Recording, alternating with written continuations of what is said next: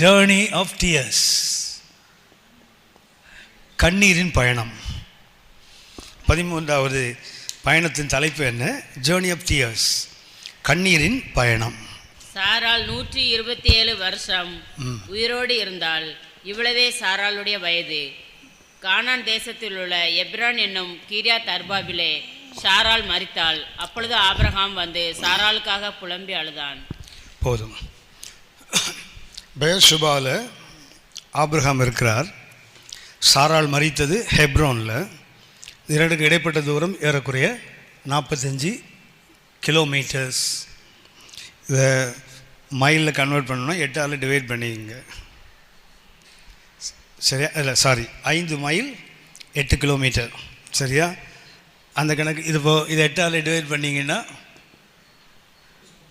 சரி, இதை பேருக்கு மறுபடியும் ஒரு 5 பேருக்குன்னா ஏறக்குறைய 25 மைல். 45 கிலோமீட்டர் என்பது 25லேருந்து ஒரு 28 கிலோமீட்டர் வரை, 28 மைல் வரைக்கும் வரும். தூரம் கிலோமீட்டரில் 45 கிலோமீட்டர், மைலாக இருந்தால் 25 இல்லைன்னா ஒரு 26 அந்த கிலோமீட்டர் மைல் வரும். ஆபிரகாமுடைய 13வது பயணம் பெயர்செபாவில் அவர் இருக்கிறார். சாராள் மரித்தது ஹெப்ரோனில். ரெண்டுக்கும் இடைப்பட்ட தூரம் 45 கிலோமீட்டர். இவ்வளவு தூரத்தை ஆபிரகாம் பயணப்பட்டு வருகிறார். வந்து பைபிளில் போட்டிருக்குது, ஆபிரகாம் புலம்பி அழுதார். அழுகை என்பது ஆவிக்குரிய உலகத்தில் அவிசுவாசத்தின் அடையாளமாக அநேகர் எடுத்துக்கொள்ளுகிறார்கள். அழுதால் அது என்ன? அவிசுவாசம். யாரோ ஒரு வீட்டில் ஒரு டெத் வந்துன்னா அழாதீங்க அழாதீங்கன்னு சொல்கிறாங்க இல்லையா? ஏன் அழக்கூடாது? அழுதா என்ன ஆகிடுமா? அது அவிசுவாசமா? என்ன பண்ணோம்? செத்து போயிட்டா சந்தோஷம் பொங்குதேன்னு அடிச்சுன்னு உட்காந்துருக்கணும். சரியா? அப்படி தான் எதிர்பார்க்குறாங்க இன்றைக்கி. ஒரு ஆபிரகாமுடைய வாழ்க்கையில் பார்க்குறோம், அவர் விசுவாசத்தின் தந்தை தான். ஆனால் அவர் என்ன பண்ணுறார்? அவர் அழுகிறார். எப்படி எழுதாராம்? புலம்பி அழுதான்னு போட்டிருப்பாருங்களேன். சும்மா அப்படி கண்ணீர் வெடிக்கலை, சத்தம் போட்டு கூப்பாடு போட்டு அழுதுருக்கிறார். அழுகை என்பது அவிசுவாசத்தின் அடையாளம் அல்ல. நம்ம இதில் கவனிக்கும் முதலாவது, இதில் இந்த பயணத்தில் ஆபிரகாமை குறித்து 3 காரியங்களை கவனிக்கிறோம். ஒன்று, ஏப்ரஹாம் த மோனர், அதாவது அழுகின்ற ஆபிரகாம். ஜேர்னி ஆஃப் டியர்ஸ், கண்ணீரின் பயணம். 13வது பயணத்தின் தலைப்பு என்ன? ஜேர்னி ஆஃப் டியர்ஸ், கண்ணீரின் பயணம். சரியா? ரைட். 12ஆம் அந்த பயணத்துக்கு பேர் என்ன பேர்? ஜேர்னி ஆஃப் ப்ரொவிஷன், பார்த்து கொள்ளப்படும் பயணம். என்னென்னா, பார்த்து கொள்ளப்படும் பயணம் சந்தோஷமாக வந்திருக்கும். அதை தொடர்ந்து என்ன வருகிறது? கண்ணீரின் பயணமும் வருகிறது. ஆவிக்கிற வாழ்க்கை என்பது எப்போதுமே அப்படி போயிட்டுருக்க வாழ்க்கை இல்லை. ஏன்னா கொஞ்சம் அப்போ கீழே அப்ஸ் அண்ட் டவுன்ஸ் இருக்கும். இருக்கும்போது ஒன்றை புரிந்து கொள்ள வேண்டும், ஒரு பரிபூர்ணம் வருதுன்னா அடுத்தது என்ன வரணும்? ஒரு பஞ்சம் வருவதற்கு வாய்ப்பு இருக்குது. ஆனால் கர்த்தர்ட்ட என்ன விசேஷம்னா, முதல்ல பரிபூர்ணத்தை கொடுத்து விட்டு தான் பஞ்சத்தை கொடுப்பார். பார்வோனுக்கு கனவு காட்டப்பட்டது. முதல்ல என்ன காட்டப்பட்டது? 7 கொழுத்த பசுக்கள். அதுக்கப்புறம் தான் என்ன வந்தது? 7 மெலிந்த பசுக்கள், 7 கொழுமையான கதிர்கட்டுகள். அடுத்தது என்ன? பதறாய் போன கதிர்கள். இப்போ முதல்ல கர்த்தர் எதை கொடுக்கிறார்? பரிபூர்ணத்தை கொடுக்கிறார். அதுக்கப்புறம் என்ன கொடுக்கிறார்? பஞ்சத்தை கொடுக்கிறார். அதுக்கு அர்த்தம் என்னன்னு சொன்னால், பரிபூர்ணம் வரும்போது என்ன செய்யணும்? கொஞ்சம் அதை சேமிக்கணும். எதற்கு? பஞ்சம் வரும்போது அதில் தூக்கி போட்டோன்னா சரியாயிடும். சரி, இப்போ ஒரு மேடு என்றால், ஸோ இங்கே ஒரு பள்ளம் வருது இல்லையா? என்ன பண்ணணும்னா, இந்த மேட்டை வெட்டி பள்ளத்தில் போட்டால் சரியாயிடும். ஸோ இதை வெட்டி என்ன பண்ணணும்? ஆமாம், இதில் போட்டால் சரியாக போச்சு, அவ்வளோ. அப்போ சமமான ஒரு பாதை. தேவனுடைய தன்மை அப்படித்தான். முதல்ல எதை கொடுப்பார்? ஒரு நிறைவை கொடுக்கிறார். எதை கொடுத்தார்? முதல்ல பார்த்து கொள்ளப்படும் பயணம். அதுக்கடுத்தது என்ன வருகிறது? கண்ணீரின் பயணம் வருகிறது. அதனால் வாழ்க்கை என்பது எப்போவுமே பார்த்து கொள்ளப்படும் பயணம் அல்ல, கண்ணீரின் பயணமும் வரும். ஆபிரகாம் அப்போது என்ன செய்கிறார்? அழுகிறார். அதாவது வந்து புலம்பி அழுதான்னு போட்டிருக்குன்னு சொன்னால், ஏதோ ஆக்சிடென்டெல்லாம் அப்படி பார்த்தோன்னு அழலை. வந்து என்ன பண்ணுறாரு? அழ வேண்டும் என்று தீர்மானித்து அழுறார். சும்மா சாராள் செத்து போனால் உடனே ஓன்னு அழுதில்லை. என்ன பண்ணுறாரு? பெயர்செபாலேருந்து வர்றாரு, ட்ராவல் பண்ணி வர்றாரு. வந்து என்ன செய்கிறாரு? உங்களுக்கு தெரியும், இன்றைக்கி 25 கிலோமீட்டர்னா ஏறக்குறைய ஒரு 1.25 நாள் 1.5 நாள் ஆயிருக்கும் சேர்றதுக்கு. அவர் புறப்படும் ஒரு நாள் பயணம் எவ்வளவு? 20 மைல். அப்படின்னா ஒரு 1.25 நாள் 1.5 நாள் ஆயிருக்கும். இவ்வளோ தூரம் ட்ராவல் பண்ணி வந்து தான் ஆபிரகாம் என்ன செய்கிறார்? அவளுக்காக புலம்பி அழுகிறார். ஆகவே வந்து அழுதார் என்பதற்கு உங்களுக்கு ஞாபகம் இருக்கும்னு நினைக்கிறேன். பைபிளில் செத்து போனாள் என்று சொல்லப்பட்ட ஒரு பெண்ணுக்கு சொல்லப்போனால் பேர் எழுதப்பட்ட பெண் ஆபிரகாம் தான். சாராள். பைபிளில் சொல்லப்பட்ட, அதாவது only woman named in the bible whose age is given. பைபிளில் பெண்களுக்கு பொதுவாக வயசு சொல்லப்படுறதில்லை.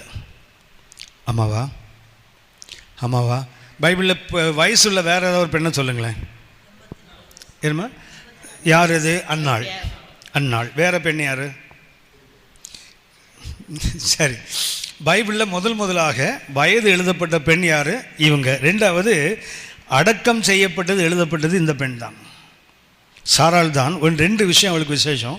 ஒன்று, பெயர் சொல்ல வயசு வரைக்கும் இருந்தவள் மரித்தாள்னு சொல்லப்பட்டது ஒருத்தி தான். ரெண்டாவதாக அடக்கம் செய்யப்பட்ட, அடக்க ஆராதனையும் சொல்லப்பட்டது யாருக்கு தான்? இவளுக்கு மாத்திரம்தான். ஏனென்றால் இவள் ஒரு விசுவாசத்தின் இளவரசி என்று சொல்லலாம்.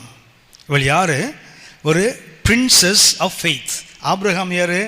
பிரின்ஸ் ஆஃப் ஃபெய்த், விசுவாசத்தின் அவர் பிரபு என்றால் சாராள் யார்? விசுவாசத்தின் ஒரு இளவரசி என்று சொல்லலாம் அவளை. 3 வசனங்களை நான் உங்களுக்கு சுட்டி காட்டுகிறேன்.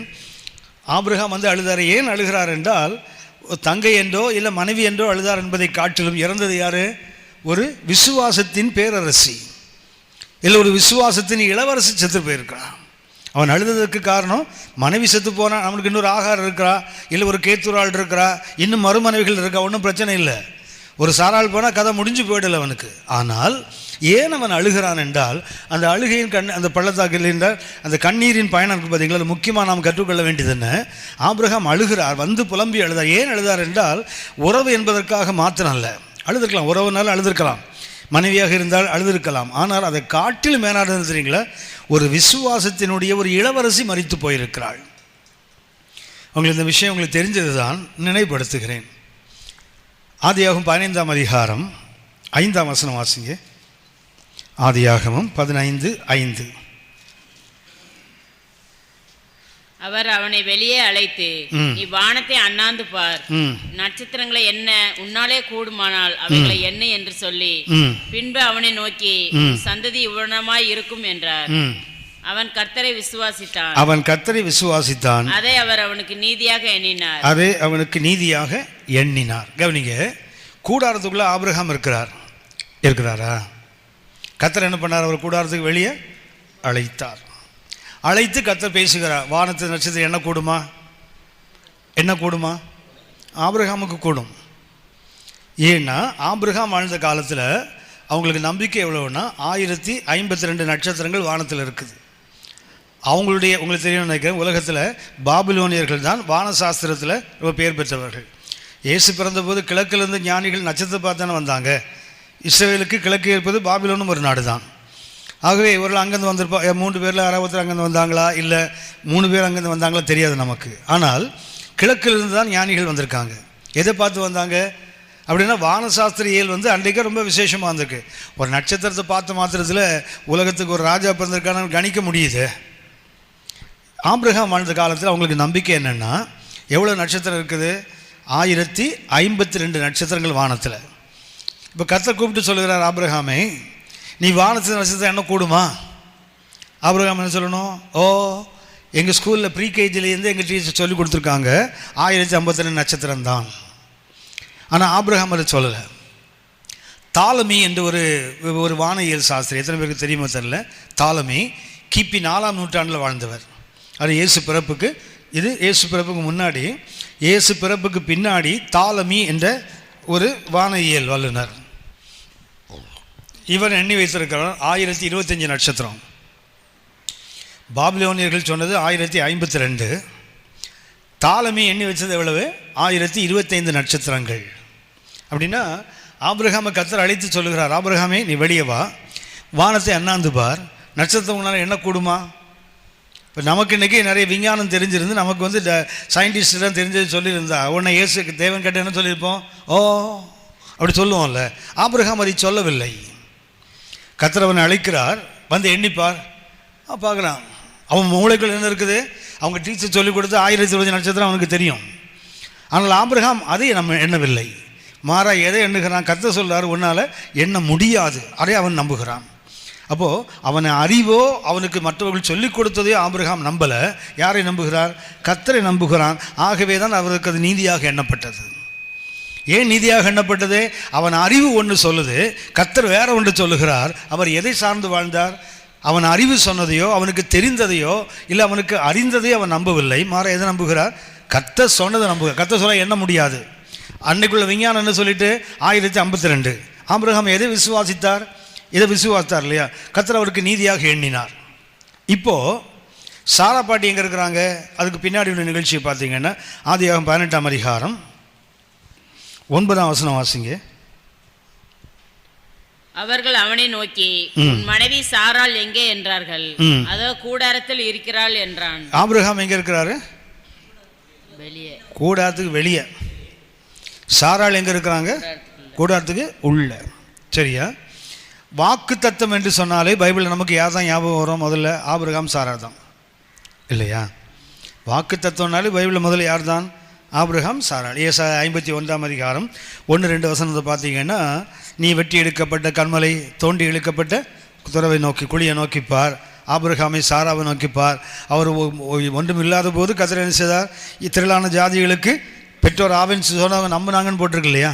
அப்படின்னா வாக்கு தத்தம் என்றாலே சொல்லப்படுறது பைபிளில் முதல்ல யார் தான்? ஆபிரகாம், சாரா. இதில் ஆபிரகாம் எங்கே இருக்கிறாரு? வெளியே. சாரா எங்கே இருக்கிறாங்க? ரெண்டு பேரும் ஒருத்தரா இல்லை ரெண்டு பேரா? ஆபிரகாம், சாராள் ஒருவரா ரெண்டு பேரா? ஒருவர். ஒருவர். கர்த்தர் தான் சொன்னார்ல, மனைவியோடு என்ன செய்வேன்? இசைந்திருப்பாய். எப்படி இருப்பீங்க? ஒரே மாம்சம். அப்படின்னு அந்த வாக்கு தத்தம் யாருக்கு கொடுக்கப்படுகிறது? ஆபிரகாமுக்கும் சாராளுக்கும் ரெண்டு பேராக இருந்தாலும் ரெண்டு பேரும் சேர்ந்து ஒருத்தர் தான். இதில் ஒருத்தர் எங்கே இருக்கிறாங்க? கூடாரத்துக்கு வெளியே, ஒருத்தர் கூடாரத்துக்கு உள்ள. உங்களுக்கு எனக்கு எடுத்துட்டிங்கன்னா நமக்கு ஒரு புறம்பான மனுஷனும் இருக்கிறான், ஒரு உள்ளான மனுஷனும் இருக்கிறானா? இதில் இந்த புறம்பான மனுஷன் இருக்கிறான் தெரியுங்களா? எதை சொன்னாலும் ஏற்றுப்பான். பிரைஸ்லா அதுக்கு என்ன கத்த செய்வார், சோத்திரம், ஹல்லேலூயா அப்படிலாம் குதிக்கிறான்ல. உள்ள மனசு சொல்லும், கிடக்கிறான் அந்த கிறுக்கு வேறு வேலை இல்லை, உள்ள சொல்லும். புரியுதா உங்களுக்கு? ஒரு வாக்குத்தத்தம் சொந்தமாக வேண்டுமானால் புறம்பான மனுஷனும் உள்ளான மனுஷனும் ஒன்று. தெரியுங்களா? ஆபிரகாமுக்கு பிரச்சனை கிடையாது. குழந்தை இல்லாத பிரச்சனை யார்? ஆபிரகாம் பிரச்சனையா, சாராள் பிரச்சனையா? குழந்தை இல்லாதது ஆபிரகாம் பிரச்சனையா, சாராள் பிரச்சனையா? ஆதியாகமம் 16:1 வாசிங்க. 16:1 16 and verse 1. ஆபிரகாமுடைய மனைவியாகிய சாராய்க்கு பிள்ளை இல்லாதிருந்தது. யாருக்கு? ஆபிரகாமுக்குன்னு போடல பாருங்களேன். ஏன்னா ஆபிரகாமுக்கு ஆகாரம் கொடுத்தா அவள் பிள்ளையை பெற்றுருவா. ஆபிரகாமுக்கு கைத்துவாளை கொடுத்தா அவள் பிள்ளையை பெற்றுருவா. பிரச்சனை யார்கிட்ட இருக்குது? இப்போ ஆபிரகாம்கிட்ட இல்லை. அதே போல் ஒரு வாக்கு தத்தம் உங்களுக்கு சொந்தமாவது வெளியே நம்ம பார்க்குறோமே, இவங்ககிட்ட இல்லை. வாயினால் அறிக்கையிடுவோம், குதிப்போம், ஆடுவோம், பாடுவோம், எல்லாம் பண்ணுவோம். மனசுக்குள்ள என்றைக்கு நாம் அதை ஏற்றுக்கொள்கிறோமோ அன்றைக்கு தான் பிள்ளை நிச்சயம், அன்றைக்கு தான் வாக்குத்தத்தம் நிச்சயம். வாக்குத்தத்தம் கிடைக்கும் ரெண்டு பேருக்கும் சேர்த்து தான். உள்ளான மனுஷனுக்கும் புறமான மனுஷனுக்கும் சேர்த்து தான். உள்ளான மனுஷன் ஏற்றுக்கொண்டால்தான். எபிரேயர் 11:11 வாசிங்க. எபிரேயர் 11ஆம் அதிகாரம் 11ஆம் வசனம். எபிரேயர் 11:11 நல்ல கவனிங்க. விசுவாசத்தினாலே சாராளும் வாக்குத்தத்தம் பண்ணினவர் உண்மை உள்ளவர் என்று எண்ணி கர்ப்பம் தரிக்க பலனடைந்து. அப்ப அந்த கர்ப்பம் தரிக்க அவள் she was strengthened. எப்ப தெரியுங்களா? அவ விசுவாசத்த போதுதான். ஆபிரகாம் விசுவாசித்தா வேலைக்கு ஆகாது. யார் அந்த இடத்துக்குள்ள வரணும்? புறம்பான மனுஷன் ஏற்றுக்கொண்டால் வாக்குத்தத்தம் வந்துடாது. உள்ளான மனுஷனும் என்னைக்கு சேர்றானோ அன்னைக்கு தான் வாக்குத்தத்தம் நிச்சயம். ஏன் ஆபிரகாம் உட்கார்ந்து புலம்பி அழுறா தெரியுங்களா? she was the princess of faith. எபிரேயர் 11 என்ன வாசிக்க? by faith she was strengthened to conceive. குழந்தையை பெறுவதற்கு, குழந்தையை தரிப்பதற்கு அவன் என்ன பண்ணானா? by faith she was strengthened. ஏன் ஆபிரகாம் எழுதுகிறார்? நான் விசுவாசித்தா ஒன்றும் நடக்காதுப்பா, சாராள் விசுவாசித்தா தான் ஒரு ஈசாக்கு வர முடியும். அப்படியானால் இவன் ஏன் அழுறான் தெரியுங்களா? என்னுடைய விசுவாசத்தின் வேர். ஆபிரகாம் விசுவாசத்தின் உள்ளான மனுஷன் யார் தெரியுங்களா? சாராள் தான். ஆபிரகாம் வெளியே வந்து ஆண்டவரே சொல்லுங்க, ஆமாம் எல்லாம் ஏற்றுக்கிட்டான். அந்த உள்ள சாராள் நகைத்து கொண்டு இருந்தாங்கல்ல. அந்த ஆதியாகமம் 18ஆம் அதிகாரம் வாஸ்தமே. அவங்க கேட்டாங்க, உன் மனைவி எங்கே இருக்கிறா? அவன் சொன்னான், கூடாரத்துக்குள்ளே இருக்கான்னு சொன்னான் இல்லையா? தொடர்ந்து வாசித்து பாருங்க. 18ஆம் அதிகாரம் 10ஆம் வசனத்திலிருந்து வாசிங்க. அப்பொழுது அவர், ஒரு உற்பவ காலத்திட்டத்தில் நிச்சயமாய் உன்னிடத்திற்கு திரும்ப வருவேன். அப்பொழுது உன் மனைவியாகிய சாராளுக்கு ஒரு குமாரன் இருப்பான் என்றார். சாராள் அவருக்கு பின்புறமாய் கூடார வாசலில் இதை கேட்டுக்கொண்டிருந்தாள். வாக்குத்தத்தம் புறம்பான மனுஷனுக்கு கொடுக்கும் போது உள்ளான மனுஷன் கேட்டுட்டு தான் இருப்பான். ஆபிரகாமும் சாராளும் வயது சென்று முதிர்ந்தவர்களாய் இருந்தார்கள். ஸ்திரீகளுக்குள்ள வழிபாடு சாராளுக்கு நின்று போயிடுச்சு. ஆபிரகாமுக்கு வயசு தான் ஆச்சு, ஆனா இவளுக்கு என்ன தெரியுங்களா? வாய்ப்பே நின்று போச்சு. ஒரு குழந்தையை பெற்றெடுக்கின்ற ஒரு தாய்மையை அடைவதற்கு வேண்டிய அந்த வாய்ப்பே இல்லாம போச்சுது. அடுத்த வாசியமா. ஆகையால் சாராள் தன் உள்ளத்திலே நகைத்து, நான் கிழவியும் என் ஆண்டவன் முதிர்ந்த வயதும் உள்ளவரான பின்பு எனக்கு இன்பம் உண்டாயிருக்குமோ என்றால். அப்பொழுது கர்த்தர் ஆபிரகாமை நோக்கி, அப்படின்னா வெளியே இருக்கிற ஆபிரகாம் ஏற்றுக்கொள்ள முடியும், ஆனா உள்ள இருக்கிற சாராள் என்ன செய்ய முடியும்? பரிகசிக்க முடியும். உள்ள இருக்கிற சாராளுக்கு அவநம்பிக்கை வர முடியும். எப்போ சாராள் அந்த எபிரேயர் 11:12 வாசித்தோமோ, by faith Sarah was strengthened to conceive. அப்போதான் என்ன நடக்கும்? அதனால தான் ஆபிரகாம் அழுறான், ஆஹா நான் என்னதான் ஏற்றுக்கொண்டாலும் காரியம் நடக்காது. யார் ஏற்றுக்கொள்ளணும்? என் உள்ளான மனுஷியாகிய அந்த சாராளும் அதனால்தான் அழுகிறான். யார் செத்து போயிட்டா? ஒரு விசுவாசத்தின் ஊற்று அடைபட்டு போச்சே. என் விசுவாசத்தின் வேர் என்ன ஆகுது? நல்லா கவனிச்சு பாருங்க. ஆபிரகாம் பற்றி நான் சொல்லியிருக்கிறேன். ஆபிரகாம் எந்த முடிவெடுத்தாலும் சாராளை கேட்கவே மாட்டார். கர்த்தர் சொன்னார் இல்லையா, மகிமையின் தேவன் அவருக்கு ஊர் என்ற பட்டியலில் தரிசனமாகி, நான் உனக்கு காண்பிக்கும் தேசத்துக்கு வா. சாராள் தடுத்தாங்களா? தடுக்கவே இல்லை, தடுக்கலை. ஆபிரகாமுடைய வாழ்க்கையில் 7 முக்கியமான காலகட்டங்கள். ஒரு காலகட்டத்தில் ஈசாக்க பலி செலுத்துன்னு சொன்னார்ல, சாராள் தடை செய்தாங்களா? இல்லை. ஆபிரகாம் எந்த ஒரு அவருடைய வாழ்க்கையின் எந்த பகுதியை பார்த்தீங்கன்னாலும் சாராள் யார் தெரியுங்களா? தடை சொல்லாதவள். இன்றைக்கி நிறைய ஆபிரகாம் வெளியே ஏற்றுக்கிறாங்க, வீட்டில் உள்ள சாரா ஏற்றுக்கிட்டா தான் கதை நடக்கும். ஆமாம், பாஸ்டர் இங்கே வீர ஆவேசமாக ஏதாவது சொல்லிட்டு போயிடுவார், கர்த்தருக்கு ஸ்தோத்திரம், இதை செய்வேன் அது செய்வேன் ஆக்கும். அங்கே போனோன்னு அந்த அம்மா சொல்லுவாங்க, உன்னை பைத்தியமாக பிடிச்சிருக்கோம், எனக்கு குடிப்பியா நீ? உன்னால் கொடுத்துட முடியுமா? சும்மா இல்லை சொன்னேன், உண்மையாக தான் சொல்லியிருப்பார். அங்கே போய் ஆமாம் உண்மையாக சொன்னான்னா அப்போ யார் வீட்டில் இருக்குது? ஆகவே என்ன பண்ணால் விட்டா பண்ணுவோம் ஆள். ஒருவர் எங்கள் சர்ச்சில் ஒரு அங்கிள் இருந்தார். அவர் என்ன பண்ணுவார்னா, கிராம ஊழியர்களுக்கு போகிறது ரொம்ப உற்சாகம் உள்ளவர். ஞாயிற்றுக்கிழமைன்னா ஹாஸ்பிட்டல் மினிஸ்ட்ரிக்கெலாம் போவார். ஒரு தம்பி ஒரு நாள் கூப்பிட்டார், தம்பி சும்மா வேலைக்கு போயிட்டு வரீங்க, சபைக்கு போயிட்டு வரீங்க, ஊழியத்து வாங்க தம்பி கூட. அங்கிள் நான் ஜெபம் பண்ணுறேன், கர்த்தர் சொன்னால் வரேன். வீட்டுக்கு போயிட்டான். வீட்டுக்கு போயிட்டு என்ன பண்ணான்னா, சாப்பிட்டுட்டு இருக்கும்போதே மனைவிட்டு முதல்ல பேச்ச ஆரம்பித்தான். ஏன்னா அவனுக்கு கர்த்தர் அவ தானே. என்ன பண்ண ஆரம்பித்தான்? என்ன ஆரம்பித்தான்னா, இந்த அந்த பிரதர் இருக்கார்ல அவருக்கு என்ன ஒன்றும் இல்லை, அந்த அளவுக்கு பைத்தியம் முடிச்ச மனுஷன், ஆஸ்பத்திரி ஊழியது பாராரான், என்ன கூப்பிட்டாரு, நான் போவேன்னா அதுக்கு அங்கே வரேன்னு சொல்லிட்டு வந்தவர் வீட்டில் வந்து அப்படியே பல்ட்டி அடிச்சிட்டாள். நிறைய பேருக்கு கர்த்தர் யாருன்னா உள்ளே இருக்கிற சாராள் தான். தாளந்தை கொடுத்த போது எதில் பொறிஞ்சு வச்சான்? ஒருத்தன் மண்ணுக்குள்ளே பொறிஞ்சு வச்சான், ஒருத்தன் சீலையிலே பொறிந்து வைத்தான் போட்டிருக்குல்ல. நிறைய பேருடைய தாளந்துகளும் கிருபைகளும் முந்தானையில் தான் சுரிச்சு வச்சுருக்குது, அவ்வளவுதான். அந்த அம்மா என்னைக்கு முந்தானையை அவுத்து விடுதோ அன்னைக்கு தான் இவன் வெளியே வருவான், அது வரைக்கும் வரமாட்டான். ஏன் ஆபிரகாம் அழுறா தெரியுங்களா? அவனுடைய ஆவிக்குரிய வாழ்க்கைக்கு எந்த தடையும் சொல்லாத, அவன் எடுக்கிற எந்த தீர்மானத்துக்கும் அவர் என்ன வெளியே சொல்கிறாரோ அது அப்படியே உள்ளே இருந்து ஆமோதிக்கிற ஒரு சாராள். ஒரு காலத்தில் என்ன பண்ணால் மறுத்தவள் தான், ஒரு காலத்தில் அவள் வெறுத்தவள் தான். ஆனால் ஒரு காலகட்டத்தில் என்ன பண்ணுறா? பை ஃபெய்த், விசுவாசத்தினால பிள்ளையை பெற்றெடுப்பதற்கு என்ன பண்ணாலும் பலப்படுத்தப்பட்ட போதுன்னு போட்டு தெரியுங்களா? அதுக்கு முன்னாடி இருந்து சரி, ஆபிரகாம் எடுக்கிற எந்த முடிவுக்கும் சாராள் என்ன பண்ணுறதில்லை, தடைக்கல்லாக நிற்பதில்லை. ஆகவே தான் ஆபிரகாம் என்ன பண்ணுறாரு? அழுதார். வந்து அழுதாருன்னா சாதாரண ஒரு மனைவிக்கு அழுது இருந்தால் என்னையா விசுவாசிகள் இந்த அந்த போய் ஒப்பாரி வைக்கிறாரே அப்படி சொல்லி இருக்கலாம். ஆபிரகாம் ஏன் சாராளுக்காக அழுதா தெரியுங்களா?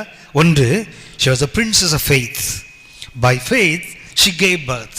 11 வாசித்தோம், அவள் விசுவாசத்தினால் தான் பிள்ளையை பெற்றெடுத்தாள். ரெண்டாவதாக 1 பேதுரு 3ஆம் அதிகாரம் 5-6 வசனங்களை வாசிங்க. 1 பேதுரு 3ஆம் அதிகாரம் 5-6 வசனங்கள்.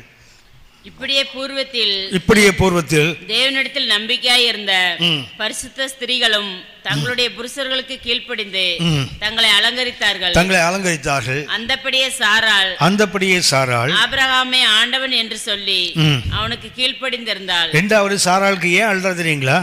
By faith she lived.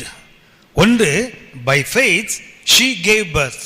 ஒன்று ஏன் ஆபிரகாம் அவளுக்காக அழுகிறாள்? ஒன்று by faith she conceived. விசுவாசத்தினால் என்ன பண்ணாள்? கர்ப்பம் தரித்து பலப்பெற்று ஒரு பிள்ளையை பெற்றாள். அடுத்தது 1 பேதுரு, இது எபிரேயர் 11:11.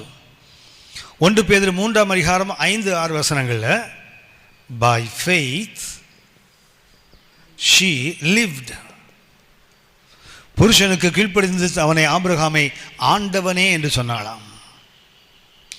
அதனால தான் என்ன பண்றா? அழுகிறான் வந்து. என்னை ஒரு தேவனாகவே தன் வாழ்க்கையில் ஏற்றுக்கொண்ட ஒரு பெண்ணாச்சே. So by faith she conceived or she gave birth. ஒரு குழந்தையை பெற்றெடுக்க அவளுக்கு விசுவாசம் இருந்தது. ரெண்டாவது, பூர்வத்திலே பெண்கள் என்ன பண்ணாங்களா? தங்கள் புருஷர்களுக்கு கீழ்ப்படிந்து தங்களை அலங்கரித்து கொண்டார்கள். ஒரு அன்னைக்கு ஃபேர் அண்ட் லவ்லி கண்டுபிடிக்கல போல, இல்லைன்னா என்ன பண்ணுவோம், அதை பூசியாவது வெள்ளையாலாம் ட்ரை பண்ணியிருப்பா சாராள். ஆனால் என்ன பண்ணா? புருஷனுக்கு கீழ்ப்படிந்து தன்னை அலங்கரித்து கொண்டாப்போ பை ஃபெய்த் ஷி லிவ்ட். மூன்றாவது, பை ஃபெய்த் ஷி டைட். ஏன் ஆபிரகாம் அழுகிறான் அவளுக்காக? By faith she died. விசுவாசத்தினாலே அவள் மரித்தாள். எபிரேயர் 11ஆம் அதிகாரம் 11 முதல் 13 வரை. எபிரேயர் 11ஆம் அதிகாரம் 11 முதல் 13 வரை. விசுவாசத்தினாலே சாராளும் வாக்குத்தத்தம் பண்ணினவர் உண்மை உள்ளவர் என்று எண்ணி கற்பந்தரிக்க பலன் அடைந்து வயது சென்றவளாயிருந்தும் பிள்ளை பெற்றாள். ஆனபடியால் சரீரம் செத்தவன் என்று எண்ணத்தகும் ஒருவனாலே வானத்தில் உள்ள பெருக்கமான நட்சத்திரங்களைப் போலவும் கடற்கரையில் உள்ள எண்ணிறந்த மணலைப் போலவும் மிகுந்த ஜனங்கள் பிறந்தார்கள். இவர்கள் எல்லாரும் வாக்குத்தத்தம் பண்ணப்பட்டவைகளை அடையாமல். இவர்கள் எல்லாரும் ஆபேலிருந்து ஆரம்பிக்கிற அந்த லிஸ்ட்டை யார் வரைக்கும் சொல்லிருக்காரு? சாராள் வரைக்கும். எபிரேயர் 11ஆம் அதிகாரம் அந்த 4ஆம் வசனத்தை பார்த்தீங்கன்னா யார் ஆரம்பிக்கிறார்? விசுவாசத்தினாலே ஆபேல். அடுத்தது யார்? விசுவாசத்தினாலே ஏனோக்கு. அடுத்த விசுவாசத்தினாலே நோவா. அடுத்த விசுவாசத்தினாலே ஆபிரகாம். அடுத்த விசுவாசத்தினாலே சாராள். புரியுதா? எபிரேயர் 11ஆம் அதிகாரம் 1 முதல் 11 வசனங்களில் ஆபேல், ஏனோக்கு, நோவா, ஆபிரகாம், சாராள். இது சாராளை முடிச்சுட்டு என்ன சொல்கிறாரு? 13ஆம் வசனத்தை இவர்கள் எல்லாரும், யாரும் சேர்த்து? சாராளையும் சேர்த்து. இவர்கள் எல்லாரும் வாக்குத்தத்தம் பண்ணப்பட்டவைகளை அடையாமல் தூரத்தில் அவைகளை கண்டு நம்பி அணைத்து கொண்டு பூமியிலே தங்களை அந்நியரும் பரதேசிகளும் என்று அறிக்கையிட்டு விசுவாசத்தோட அப்படின்னா யாரும் தான் செத்தா? சாராளும் பை ஃபெய்த் ஷி டைட். ஏன் அவன் ஆள்தான் தெரியுங்களா? இந்த 3 அவுட்ஸ்டாண்டிங் ஃபெய்த் ஆள்கிட்ட. ஆபிரகாம் வந்து புலம்பி எழுதாருன்னு சொன்னால் சும்மா யாரோ ஒரு மனைவிக்காக அழலை. ஒன்று, ஒரு விசுவாசத்தில் ஒரு பேரரசி ஒரு காலத்தில் அவளுக்கு அவநம்பிக்கை இருந்தது. இது எப்படி ஆகும்? வயது சென்றவளாயிட்டு, ஸ்திரீகளுக்கு வழிபாடு நின்று போச்சு, எப்படி ஒரு இன்பம் எனக்கு கிடைக்கும் அப்படிலாம் சொன்னவங்க தான். ஆனால் அந்த விசுவாசம் அவளுக்குள்ள என்ன பண்ணுது? அவளை பலப்படுத்தினது. ரெண்டாவது விசுவாசம் என்ன பண்ணது? அவளை வாழ வைத்தது. ஒரு குழந்தையை பெற்று எடுக்கிறது பெரிய விஷயம் இல்லை. ஒரு அப்பாவும் அம்மாவும் இணைந்தால், ஒரு கணவன் மனைவி இணைந்தால் ஒரு பிள்ளை வந்துடும். ஆனால் கணவன் மனைவியாக வாழ்வதற்கு பார்த்தீங்களா சாதாரண விஷயம் கிடையாது. நம்ம ஊரில் பார்த்தீங்கன்னா அடித்தடி சண்டை நடக்கும். ஆனால் குழந்தைங்க மாத்திரம் ஒழுங்காக பற்றிக்கிட்டே இருப்பாங்க. பிள்ளைக்கு பெறதுக்கு மாத்திரம் தடை இருக்காது, அடித்தடிக்கும் குறைவு இருக்காது. ஆனால் சாராள் அப்படி அல்ல. பிள்ளையையும் விசுவாசத்தினால் பெற்றால் கணவனுக்கு என்ன பண்ணானா? கீழ்ப்படிந்திருந்து அவனை ஆண்டவனே என்று தேவனுக்கு கொடுக்கிற இடத்தை கொடுத்தவள். பின்னாடி நாட்களில் தான் பவுல் சொன்னார், புருஷர்கள் மனைவிகள் என்ன செய்யணும்? புருஷர்களை கர்த்தருக்கு கீழ்ப்படியது போல. அது பின்னாடி எபிரேயர் 5ஆம் அதிகாரத்தில். ஆனால் ஆதியாகமத்திலே என்ன பண்ணியிருக்கிறா? புருஷனுக்கு அவங்களுக்கு சொல்லியிருக்கேனே, மனைவியை காப்பாற்றக்கூடிய தைரியம் இல்லாதவர் ஆபிரகாம்.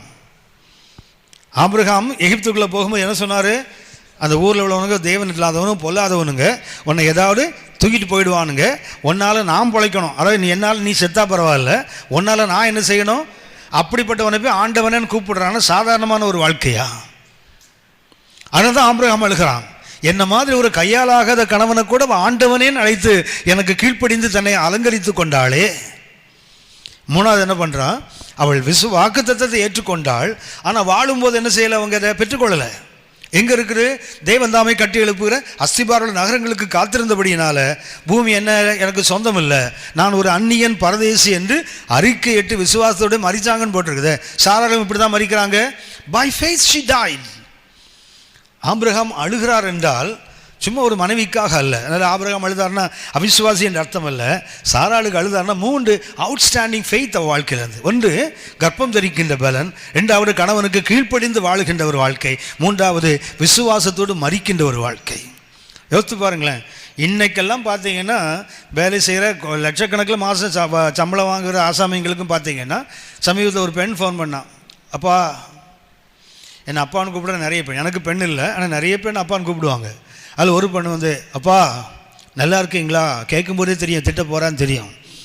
என்னம்மான்னு கேட்டேன். நான் நல்லா இருந்தேன். அவள் எம்எஸ்டபிள்யூ முடிச்சுட்டு சென்னையில் ஒரு கம்பெனியில் ஒரு பெரிய பதவியில் இருந்தவ. ஒரே பொண்ணு அந்த வீட்டுக்கு. அப்பா அம்மா 2 பேரும் ரிட்டையர் ஆகிட்டாங்க. பைபிள் ஸ்டடிக்கு ரெகுலராக வரக்கூடிய ஃபேமிலி.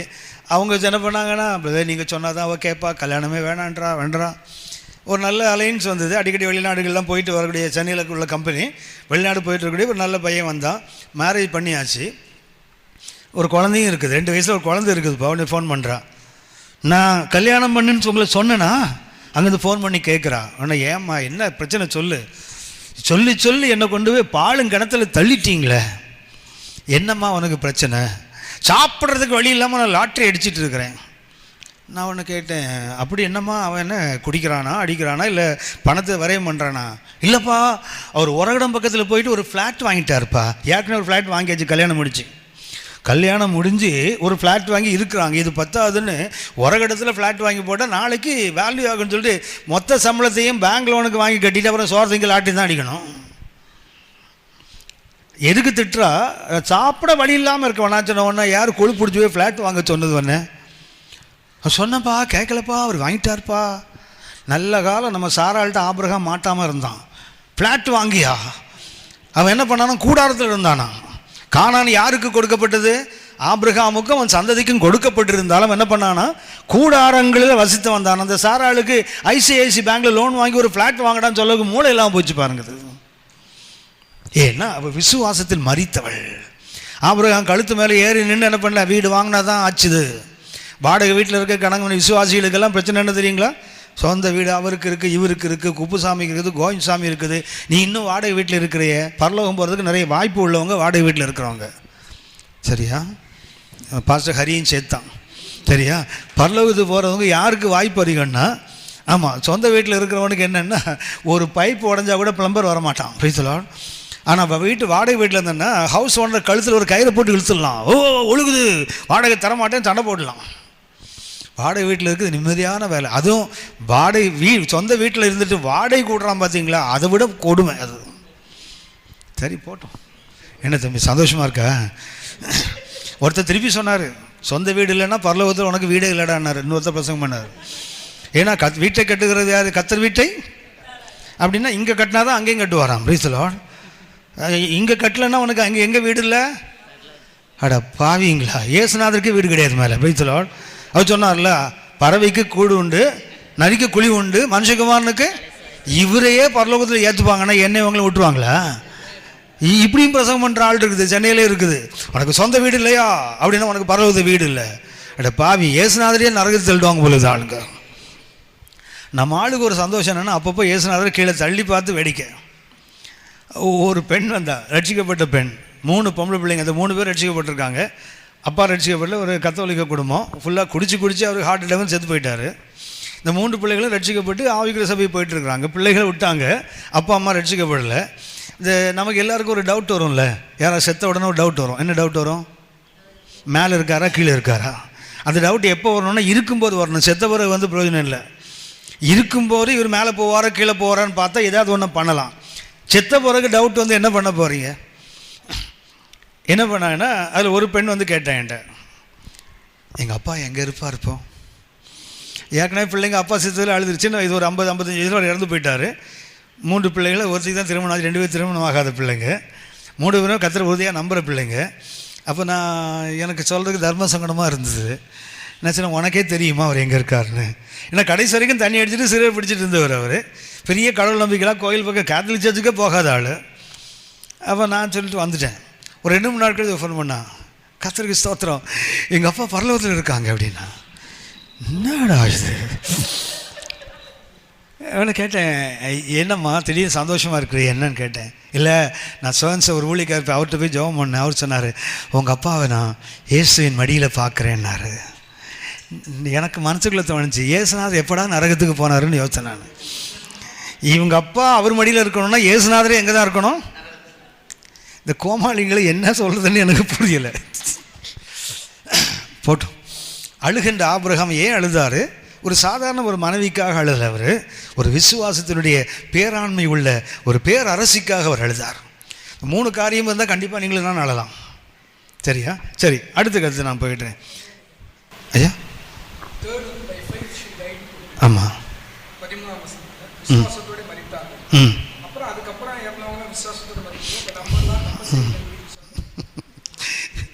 ஒரு பானை சோத்துக்கு என்ன பண்ணுவாங்க, மொத்தத்தையும் கீழே கொட்டி நசுக்குவாங்க. சரியா? அப்படி தான் வெந்திருக்கான்னு தெரியும். அப்படி தானே? எடுத்துக்காட்டாக சொல்லப்பட்டிருக்காங்க. அவங்க பின்னாடி வரவங்களுக்கும் அது பொருந்தும். அதனால் சாராளோட விசுவாசம் எடுத்து அந்த வாழ்க்கை முடிஞ்சு போயிடலை. பின்னாடி ஈசாக்கு வந்தார், யாக்கோபு வந்தார், யோசேப்பு இருந்தார், மோசே இருந்தார். பின்னாடி நிறைய விசுவாசம் கிதியோன் அப்படிலாம் போட்டிருக்குது. எல்லாம் விசுவாசத்தில் மரித்தவர்கள் தான். எடுத்துக்காட்டாக அவங்கள சொல்லியிருக்கு. உதாரணமாக 1 கொரிந்தியர் 10:13 பார்த்தீங்கன்னா, இவைகளெல்லாம் அவர்களுக்கு திருஷ்டாந்தமாக நடந்தது, கடைசி காலத்தை வாழ்கிற நமக்கு அது எடுத்துக்காட்டாக சொல்லப்பட்டிருக்கிறது. அதனால் அவங்களுக்கு திருஷ்டாந்தமாக சொல்லியிருக்குது, நமக்கு அது நிஜம். சரி, நமக்கு ஒரு பாடமாக சொல்லியிருக்குது. சாராளோடு முடிஞ்சு போயிடலை அது. ஓகே, தேங்க்யூ, நல்ல கேள்வி. சரி, அடுத்தது அவன் ஆபிரகாமுக்கு மாத்திர ஒரு விசேஷம் என்ன தெரியுங்களா? சாராள் எத்தனை வயசில் மரித்தாங்க? 127. இந்த 127 வருஷமும் சாரோடு வாழுகிற பாக்கியம் ஆபிரகாமுக்கு கிடைத்தது. வழக்கமாக திருமணமான பிறகு தானே கூட வாழ்வாங்க. சாராளுக்கு அப்படி இல்லை. அப்படி தங்கையாக இருந்ததுனால அவள் எப்போ பிறந்தாளோ, அதாவது ஏன் ஆபிரகாம் அழுகிறான்னு சொன்னால் 127 ஆண்டு உறவு. அது ஆபிரகாமுக்கு பைபிளில் நிறைய பேர் இருந்திருக்கலாம், ஆனால் எழுதப்பட்டதில் த ப்ரிவிலேஜ்ட் மேன். உங்களுக்கு தெரியுமே, நம்ம அக்காவை எடுத்துக்கிட்டிங்கன்னா கையில் 5 ரூபாய் கிடச்சா போதும், நேராக போய் பஸ் ஸ்டாண்டில் போய் நிற்கிறதுக்கு ஷேர் ஆட்டோ ஏறி தொத்தா வீட்டுக்கு சித்தா வீட்டுக்கு போகிறேன்னு போயிடுதில்ல. ஆனால் பழைய பெண்களை பார்த்தீங்கன்னா, அது சாராவாக இருக்கட்டும், ரெபேக்காவாக இருக்கட்டும், ராகேலாக இருக்கட்டும், லேயாளாக இருக்கட்டும், யாருமே கணவனை விட்டுட்டு அப்பா வீட்டுக்கு போனதே இல்லை. யாருமே என்ன பண்ணுறதில்ல, சிரித்தால் உங்களுக்கு மகிமை, மனசுக்குள்ளே திட்டினாலும் கர்த்தருக்கு ஸ்தோத்திரம். அதாவது அம்மா வீட்டுக்கு போகிறதுக்கு அப்பா வீட்டுக்கு போகிறதுக்கு ஒரு வாய்ப்பை தேடுறோம்ல. ஆனால் இவங்களாம் யார் தெரியுங்களா? 127 ஆண்டுகள் சாராள் அவனுடைய ஆபிரகாம் என்ன வியாபார விஷயமாக போயிருப்பார். ஆனால் அவள் என்ன செய்யலை? உங்களுக்கு சொல்லியிருக்கேனே, 32 ஆண்டுகள் என்னுடைய திருமண வாழ்க்கை. 32 வருஷமும் நான் தான் ஊழியத்துக்காக அவளை விட்டு போயிருக்கேனே தவிர என் மனைவி என் வீட்டை விட்டு வெளியே போனதே இல்லை, தங்கினதில்லை. பக்கத்தில் ஒரு 5-6 கிலோமீட்டரில் அவங்க அக்கா வீடு இருக்குது. கடந்த ஒரு 2 வாரமாக தான் அவங்க அக்கா ஒரு ஆப்ரேட் பண்ணி பார்க்க ஆள் இல்லாதங்கிற ஒரு 4 நாள் போய் அங்கே போய் இருந்தாலே தவிர அதுக்கு முன்னாடி சும்மா போய் நான் தங்குறேன்னு அவள் போனதே இல்லை. அது உண்மையிலே இது ஒரு பெரிய பாக்கியம். எனக்கும் ஏறக்குறைய ஆபிரகாம் வாய்ப்பு. ஏன்னா என் மனைவி 2 அக்கா மகள் தான். அதனால் சின்ன வயசில் ரொம்ப ஞாபகம் இல்லை, ஆனாலும் ஓரளவுக்கு ஒரு லைஃப் டைம் வாழ்கிறதுக்கு ஒரு வாழ்க்கை கிடச்சிருக்கு. ஒரு பெரிய பாக்கியம் அதெல்லாம். சரியா? பாருங்களேன், மனைவி பார்த்தீங்கன்னா 6 மாதம்லாம் அம்மா வீட்டில் இருக்கவங்களாம் இருக்காங்க. 6 மாதம் 9 மாதம், அதாவது ஒரு வாய்ப்பு கிடைத்தால் போதும், அவ்வளோதான். எங்கள் அம்மா வீட்டில் கோழி குட்டி போட்டுட்டு போய் பார்த்துட்டு வரேன். கோழி குட்டி போகிறது 1 வாரம். அது கோழி குட்டி போட்டு அது கோழி அதுக்கப்புறம் அது குட்டி போட்ட வரைக்கும் வீட்டில் உட்காந்துருக்கும். அது வாய்ப்பை தேடுகிற ஒரு உலகத்தில் இவன் என்ன பண்ணா தெரியுங்களா? ஒரு லைஃப் டைம் முழுவதும் அவனோடு வாழ்கிறாள். ஆகவே ஆபிரகாம் அழுகிறார். இப்போ கண்ணீர் என்பது என்ன கிடையாது, இது விசுவாசத்தின் எதிரி அல்ல. ஆதி திருச்சபை அழுதது. ஆதி திருச்சபை, இந்த 1ஆம் நூற்றாண்டு திருச்சபை அழுதுதான். 1ஆம் கண்ணீர் என்பது அவிசுவாசத்தின் அடையாளம் என்று நிறைய இடங்களில் சொல்லப்படுகிறது. ஆனால் தான் இதை பேசிகிட்டு இருக்கேன். விசுவாசம் என்ன பண்ணக்கூடாது? ஒரு மரணம் வந்தால் அழக்கூடாதுன்றாங்க இல்லையா? அழக்கூடாதுன்னு பைபிள் எங்கேயுமே சொல்லலை. இதுக்கு அவங்க பயன்படுத்துகிற வசனம் என்ன தெரியுங்களா? 1 தெசலோனிக்கேயர் 4ஆம் அதிகாரம் 13ஆம் வசனம். 1 தெசலோனிக்கேயர் 4:13. 1 தெசலோனிக்கேயர் அன்றியும் சகோதரரே நித்திரை அடைந்தவர்கள் நிமித்தம் நீங்கள் நம்பிக்கையற்றவர்களான மற்றவர்களைப் போல துக்கித்து அறிவில்லாதிருக்க எனக்கு மனதில்லை. என்ன சொல்றாரு? துக்கித்து அழுவதற்கு நீ புத்தி இல்லாதவனா இருக்க வேண்டியது இல்லை. சபைக்கு என்ன சொல்றாரு? அழக்கூடாதுன்னு சொல்ல. யாரை போல் அழாத? மற்ற புறஜாதிகளைப் போல அவனுக்கு நம்பிக்கை கிடையாது. ஸோ ஒருத்தர் செத்து போயிட்டான்னா அவனுக்கு திரும்பவும் பார்ப்போம் என்ற நம்பிக்கை அவங்களுக்கு இல்லை. ஆனால் நமக்கு என்ன இருக்குது? நம்பிக்கை இருக்குது. இங்கே ஆப்சண்ட்னா அங்கே ப்ரெசண்ட்டு. நாளைக்கு நானும் ஒரு நாள் ஆப்சண்ட் ஆவேன். அப்போ நான் அங்கே ப்ரெசண்ட் ஆகும்போது மறுபடியும் நேசரை நான் பார்ப்பேன், என்னுடைய நேசம் உள்ளவர்களை நான் பார்ப்பேன். அந்த நம்பிக்கை நமக்கு இருக்கிறதுனால நம்ம எப்படி அழ வேணாம், அழக்கூடாதுன்னு போடலை, நம்பிக்கை இல்லாமல் அழாத. யோசித்து பாருங்களேன். நான் அடிக்கடி யோசிப்பேன், சென்ட்ரல் ஸ்டேஷனுக்கு யாரோ ஒருத்தர் டெல்லிக்கு போகிறாருன்னு வச்சுங்களேன், அவர் அனுப்ப போகிறீங்க, ஒரு குழந்தையோ இல்லைன்னா ஒரு வேண்டியவங்களோ, இல்லை ஒரு மிலிட்டரியில் ஒருத்தர் இருக்காருன்னு வச்சுங்களேன், அவர் கூட போகிறீங்க. போய்ட்டு சென்ட்ரல் ஸ்டேஷன் டாட்டா காட்டுவீங்க தெரியுங்களா? ட்ரெயின் போகும்போது காட்டுவீங்களா? காட்டுவோம், பார்த்துருக்கீங்களா? உங்களை அறியாமலே கண்ணில் ஈரம் வரும். ஒன்றும் செத்து போயிடலை, அவங்க கும்பிடி பூண்டி தாண்டதுக்குள்ளே 3 தடவை ஃபோன் பண்ணுவான் செல்ஃபோனில். ஆனாலும் நமக்கு என்ன தெரியுங்களா? ஒரு பிரிவினைன்னு வரும்போது என்ன தெரியுங்களா? மனசுக்குள்ள ஒரு சின்ன தாக்கம் சாதாரணமாக வரும். அதனால் அது இல்லை. இது என்னென்னா நம்பிக்கை. ஐயோ போயிட்டே அப்படியே அழுறதில்லை. என்ன அழுகிறது? எனக்கு நம்பிக்கை இருக்குது. பிரிவினை என்றாலும் என்ன செய்யும்? கண்டிப்பாக ஒரு வேதனையை கொண்டு வரும். 1ஆம் நூற்றாண்டு திருச்சபையும் அழுது இருக்குது. பவுல் என்ன சொல்கிறாரு? மற்ற புறஜாதிகளை போல் நீங்கள் என்ன செய்ய வேண்டாம், நம்பிக்கையற்று அழ வேண்டாம். அழ வேண்டாம்னு சொல்லலை. நம்பிக்கை இல்லாத மனுஷனை போல் அழாத, அழு. எப்படி அழு? நம்பிக்கையோடு. ஆபிரகாம் நம்பிக்கையோடு அழுதுவார். காரணம் என்ன தெரியுங்களா? உங்களுக்கு தெரியும்னு நினைக்கிறேன். அதுக்கு முன்னாடி பைபிளில் அடக்கம் பண்ணவங்களை பற்றி ரொம்ப பெருசாக எழுதப்படலை. ஆனால் கல்லறையில் அடக்கம் பண்ணப்பட்டவன் எழுதப்பட்டது முதல்ல சாராள் தான், அப்புறம் தான் ஆபிரகாம். முதல்ல அடக்கம் பண்ணப்பட்ட அடக்க ஆராதனை யாருக்கு தான்? சாராளுக்கு தான். ஆதாம செத்துருப்பார், எல்லாரும் செத்தாங்கல்ல, நோவா செத்தார். அவங்க அடக்க ஆராதனை எழுதப்படலை. அடக்கம் பண்ணப்பட்டவள் எழுதப்பட்டது யார்? சாராள் தான். ஏன் அழுறான்னு சொன்னால், இவள் மேலே எனக்கு நம்பிக்கை இல்லாமல் அழலை. இவள் ஒரு நாள் மறுபடியும் பார்ப்பேன். இல்லைன்னா என்ன பண்ணியிருக்கலாம்? எங்கேயாவது கண்ட இடத்துல புதைச்சிட்டு போயிருக்கலாமே. அவன் அப்படி செய்யலை. என்ன பண்ணுறான்? அதுக்குன்னு ஒரு கெபியை வாங்கி அதுக்குள்ளேயே அடக்கம் பண்ணுறான் தெரியுங்களா? அவனுக்கு உயிர்த்தெழுதலின் நம்பிக்கை உண்டு, அதனால தான் அடக்கம் பண்ணான். ஆபிரகாமுடைய கண்ணீர் நம்பிக்கையற்ற கண்ணீர் அல்ல. ஆடு திருச்சபை அழுது இருக்குது. ஆனால் ஆவியானவர் என்ன எழுதுறாரு? மற்றவங்களை போல அழாத. 2ஆவதாக இன்னொன்று சொல்லுகிறேன். இயேசு அழுதாரா? ஆமாம், இயேசு கண்ணீர் விட்டார்ல. அவர் தானே உயிரோடு எழுப்ப போகிறார். யோவான் 11:35. யோவான் 11:35 வாசிங்க. 34 கூட வாசிங்க. யோவான் 11:34-35. எங்கே வைத்தீர்கள் என்றார். ஆண்டவரே வந்து பாரும் என்றார்கள். இயேசு கண்ணீர் விட்டார். இயேசு என்ன பண்ணாரா? இப்பதான் உயிரோடு எழுப்ப போறாரு. இயேசு உயிரோடு அடுத்து அவர் தெரியும் தான், உயிரோடு எழுப்ப போறேன்னு தெரியும்ல. அப்புறம் ஏன் அழுதார்? பார்த்தீங்கன்னா அங்கே நிற்கிற யூதர்கள்லாம் அழுறாங்க. மார்த்தாள் மரியோடு யூதர்கள்லாம் என்ன பண்ணுறாங்க? அழுகிறார்கள். மற்றவங்க அழும்போது இயேசுவாக இருந்தாலும் என்ன வருது? கண்ணீர் வரத்தான் செய்யுது. ஆனால் அந்த கண்ணீரில் வித்தியாசம் இருக்குது. ஞாபகம் இருக்குதா? யோவான் 11:35 இயேசு கண்ணீர் விட்டான்னு போட்டிருக்கு இல்லையா? அதுக்கு பயன்படுத்துகிற கிரேக்க வார்த்தை என்ன? டாக்ரு. என்ன கண்ணீர் அது? டாக்ரு. டாக்ரு என்றால் சைலண்ட் கிரை. டாக்ரு என்றால் அதாவது சத்தம் போடாமல் அப்படியே கண்ணீர் மாத்திரம் கண்ணிலேருந்து வருவது. ஏசு அங்கே போய்ட்டு லாசருவே செத்து போயிட்டியா அப்படிலாம் கூப்பாடு போடல. என்ன பண்ணுறார்? இயேசு அவங்க வைக்கப்பட்ட இடத்தை கேட்டார். காட்டின போது என்ன பண்ணாரா? ஜஸ்ட் வெப்ட். இங்கிலீஷ் ஜீசஸ் வெப்ட்னு போட்டிருக்கோம்.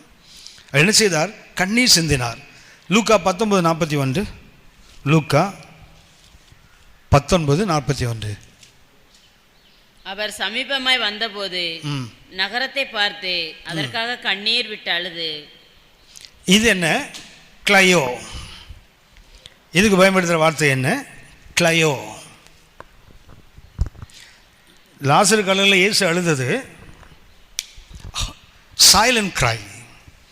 ஆனால் எருசலேமுக்கு பார்த்தப்போ என்ன சொன்னா தெரியுங்களா? எருசலேமே, உனக்கு கிடைத்த இந்த நாளிலாகிலும் உன் சமாதானத்துக்கு ஏற்றவைகளை நீ அறிந்திருந்தாயானால் நலமாயிருக்குமே. இப்போது அவர்கள் உன் கண்களுக்கு மறைவாயிருக்கிறது. இப்படி என்ன பண்ணுறாரு? சத்தம் போட்டு அழுறது. இதுக்கு ஆங்கிலம் சொன்னால் ஹார்ட் கிரை. இந்த கிளையோ என்பதற்கு அர்த்தம் என்ன? ஹார்ட் கிரை. உள்ளம் உடைந்து அழுவது. இது மென்மையாக மற்றவங்களுடைய துக்கத்தை பார்த்து என்ன பண்ணுறாரு? இது அப்படி இல்லை. எருசலேமே பாழா போக போகுது. பிள்ளைகள் கல்வி மேல் மோதி அடிக்க போகிறாங்களே. ஒரு கல்லின் மேல் ஒரு கல்லில் அப்படி நகரம் இடிக்கப்பட இருக்குது. ஒரு பரிசுத்த நகரம் அது கெடுக்கப்படுகிறத பார்க்கும்போது ஏசனை பண்ணுறாரு, கண்ணீர் விட்டு கதறி அழுதான்னு போட்டிருக்காது. அந்த 41 வாசிக்க மறுபடியும் 19:41. அவர் சமீபமாய் வந்தபோது நகரத்தை பார்த்து அதற்காக கண்ணீர் விட்டு அழுது. என்ன பண்ண அங்கே பார்த்தா கண்ணீர் விட்டு அருங்க கண்ணீர் விட்டு அழுதுன்னு டிரான்ஸ்லேட் பண்ணுறாங்க பாருங்க.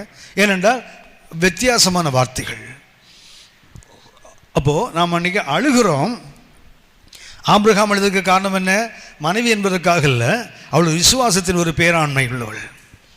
இவன் நீங்களும் அன்றைக்கி அழுறோம்ல, எதுக்காக அழுறோம்? நாம் அன்றைக்கி அழுறோம், எதற்காக அழுகிறோம்? யாக்கோபு எடுத்துக்கொள்ளுங்க.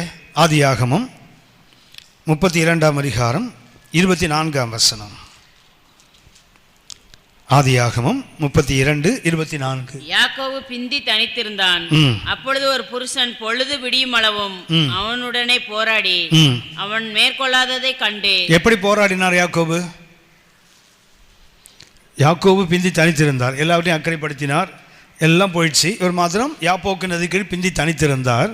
அப்போது ஒரு புருஷன் வந்தார், பொழுது விடியும் அளவும் அவரோடு போராடுகிறார். எப்படி போராடினார் ஐயா? ஓசியா 12:4. ஓசியா 12:4. அவன் தூதனானவரோட போராடி மேற்கொண்டான், அழுது அவரை நோக்கி கெஞ்சினான். அப்படின்னா யாக்கோபு இப்ப என்ன பண்றாரு? அழுகிறான். அப்ப யாக்கோபு ஏன்பா அழுற? அதுவா, இவரை விட்டான்னா பின்னாடி ஏசா வர்றான் 400 பேரோட. அவன் என்னையும் என் இனத்தையும் ஜனத்தையும் அழிக்கப் போகிறான். ஆகவே என்ன பண்ணுறான்? இது நீங்களே நானும் அழுவோம். அன்னைக்கு நமக்கு ஒரு பெரிய ஆபத்து வருதுன்னா யாக்கோபு போல நீங்களே நானும் கூட அழுவோம். விடமாட்டோம், ஆண்டவரே உங்களை விடமாட்டோம் பிடிப்போம்ல. அது இல்லை, இந்த கண்ணீரின் பயணம் என்பது அது அல்ல. ஏன்? சுயநல போராட்டம். அது ஏன் போராடுறாரு? ஐயோ, என் மனைவி பிள்ளைகள் உடைமைகள்லாம் கொண்டு நாசப்படுத்த போகிறானே. ஆகவே அவர் ராத்திரெல்லாம் உட்காந்து அழுதாரு. அழுகிறோம். இன்றைக்கு எதுக்காக அழுகிறோம்? நம்முடைய நலனுக்காக அழுகிறோமே தவிர தேவனுக்காக என்னைக்காவது அழுகிறோமா? தேவனுடைய காரியங்களுக்காக மனமுடைந்து அழுகிறோமா? சுயத்துக்காக அழுகிறோம். என் பிள்ளைக்கு வியாதி, என் பணம் இல்லை, அடுத்த வீட்டுக்காரன் சண்டைக்கு வரான், இல்லை கோர்ட் வருது, கேஸ் வருது, இழப்பு வருது, வியாதி வந்துட்டு ஒப்பாரி வைப்போம்ல. தேவனுக்காக அழுகிறவர்கள் எத்தனை பேர்? ஆபிரகாம் எழுதுறதுக்காக, விசுவாசத்துக்காக அழுகிறான். நாம் இன்றைக்கு எதுக்காக அழுகிறோம்? நம்முடைய சுய தேவைகளுக்காக அழுவோம். 1 சாமுவேல் 1ஆம் அதிகாரம் 10ஆம் வசனம் வாசிங்க. 1 சாமுவேல் 1ஆம் அதிகாரம் 10ஆம் வசனம். அவள் போய் மனங்கசந்து மிகவும் அழுது. அவள் போய் மனங்காரு அன்னாள் அழுகிறாள். ஏன் அழுகிறா? குத்துறாவர்த்தி. ஓர்பால் என்ன பண்ணுறாங்க? குத்துறாங்க. குத்து என்ன பண்ணுறா? பிள்ளை இல்லை, மலடி. அப்படின்னா நிந்திக்கப்படும் போது எந்த அண்ணாலும் அழுவாங்க. நாம் இன்னைக்கு எதுக்காக? தேவனுக்காக அழுகிறோமா? இல்லை நம்ம அதுக்கு பாதிக்கப்படுகிறோம், நம்ம குத்துறாங்க, நமக்கு துன்பத்தை உண்டாக்குறாங்க. அப்போ ஒன்று மரண பயம் வந்தால் அழுவோம், ரெண்டாவது என்ன? நிந்தைகள் அவமானங்கள் வந்தால் அழுவோம். 2 சாமுவேல் 15ஆம் அதிகாரம் 30ஆம் வசனம் வாசிங்க. 2 சாமுவேல் 15:30. 2 சாமுவேல் 15:30. தாவீது தன் முகத்தை மூடி வெறுங்காலால் நடந்து அழுது கொண்டு ஒலிவ மலையின் மேல் ஏறி போனான். தாவீது ஏன் அழுகிறார்? நாட்டை விட்டு அவன் பையனை துரத்துறான். அப்சலோம் என்ன பண்ணுறான்? தாவீதுக்கு ஒரு துன்பத்தை உண்டாக்கி தாவீது நாட்டை விட்டு ஓடி போகிற அளவுக்கு அவனுக்கு நெருக்கத்தை உண்டாக்கிட்டான். தாவீது என்ன பண்ணுறான்? ஊரை விட்டு ஓடுறான். எப்படி ஓடுறாரு? அழுதுகிட்டே ஓடுறாரு. கவனியுங்கள், இந்த தாவீது வாழ்க்கை எனக்கும் நமக்கும் ஒரு பெரிய பாடம். அவர்கிட்ட நிறைய நல்ல குணங்கள், அடுத்து நாம் தவிர்க்க வேண்டிய சில குணங்களையும் அவர்கிட்ட இருக்குது. ஒன்று என்ன தெரியுங்களா? வாலிபனாக இருக்கும்போது எதிர கோலியாத்து வரான்ல, என்ன பண்ணார் தாவீது? அவன் நடந்து வந்தான், இவர் ஓடி போனார். ஓடி போனாது என்னதுங்களா? அவனுடைய பூரண நிச்சயம். ஓடி போகிறான், அவன் நடந்து வருகிறான். என்ன சொல்லிட்டு வரான்? பறவைகளுக்கு என்னை உணவாக மாத்திரம் பார். ஆனால் தாவீது என்ன பண்ணுறான் தெரியுங்களா? அவன் எதிர்கொண்டு ஓடுகிறான். கவனம் சுழற்றி அடிக்கிறான் இல்லையா? ஒன்று மிஸ் ஆனால் என்ன ஆகிட்டு இருக்கான்? அவன் கையில் போய் மாட்டிகிட்டு இருப்பான். அப்படின்னா தாவீதுக்கு பூரண நம்பிக்கை. எப்படியா நீ ஓடுன? அடா, நான் கர்த்தருடைய நாமத்தில் போகிறேன், நான் ஈட்டி பட்டயத்தை கொண்டு ரட்சிக்கிற தேவன் அல்ல, இஸ்ரவேலின் சேனைகளுடைய தேவனுடைய நாமத்தில் போகிறேன்னு ஓடினங்கல்ல. கோலியாத்துக்கு எதிர்கொண்டு ஓடின தாவீது அப்சலோம் ஒரு மாதிரி ஏன் ஓடுற? எதிர தானே போகணும். சங்கீதம் 3 தலைப்பை வாசிங்க. பைபிளில் தலைப்புள்ள முதலாவது சங்கீதம் 3ஆம் சங்கீதம் தான். அந்த சங்கீதமே ரிப்பேர் ஆன சங்கீதம். தலைப்பு 3 சங்கீதம் தலைப்பை வாசிங்க.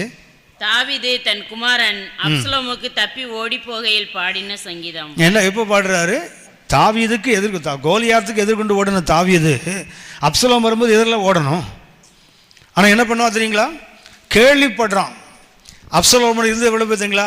50 குதிரை வீரர்கள் தான் இருப்பானுங்க. கொஞ்சம் மனிதர்கள் அவனை ராஜா ராஜான்னு வாழ்ன்னு கத்துறதுக்கு கொஞ்சம் பேர் தான் இருப்பான்.